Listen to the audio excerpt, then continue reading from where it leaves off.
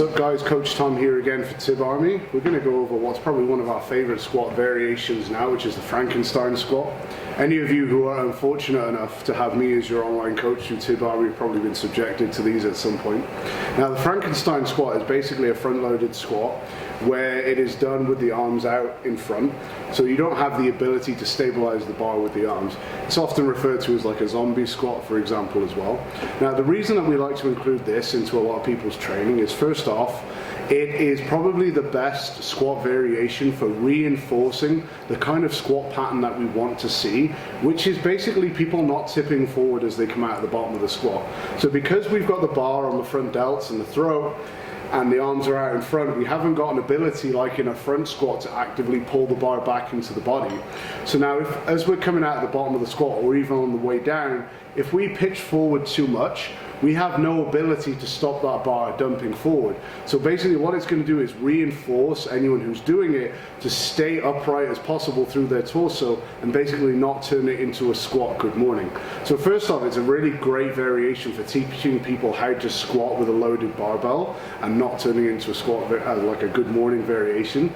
Secondly, because it's front loaded, it's going to give us a bit more quad and core loading. In fact, with a Frankenstein squat, because of the way the arms and shoulders are orientated out in front of the body, the bar actually sits slightly further forward again than it would with a regular front squat. So you're actually going to be able to stay even more upright again. Now this can be great, A, for getting more quad recruitment, but B, also for people who struggle to hit depth. This is going to be the easiest barbell variation that people can do to achieve depth on. Once we go to a Zercher squat or a front squat, it's going to be slightly harder to achieve depth, and then a back squat is going to be another level harder again.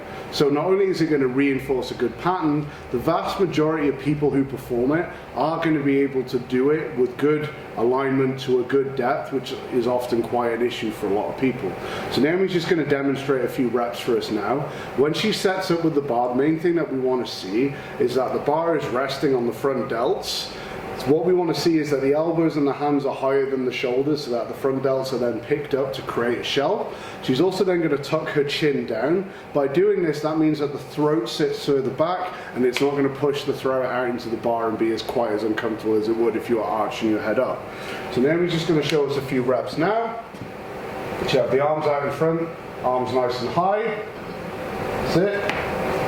Now keeping the arms high and the ribs pulled down and braced, she's going to drive her knees forward over her toes. And see, for her, she's got a very good build for squat with short femurs, reasonably long torso. She can be in a really, really almost vertical position here at the bottom of the Frankenstein squat.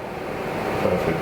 Nicely done. So that super upright position for her is going to give her a huge amount of quad loading and also a really good amount of core loading as well, because of the way the bar is sat directly over her rib cage and her abs. As you saw there, she's really, really upright in that bottom position, more so than she would be in any other squat variation that she can perform, even a Zercher squat, for example.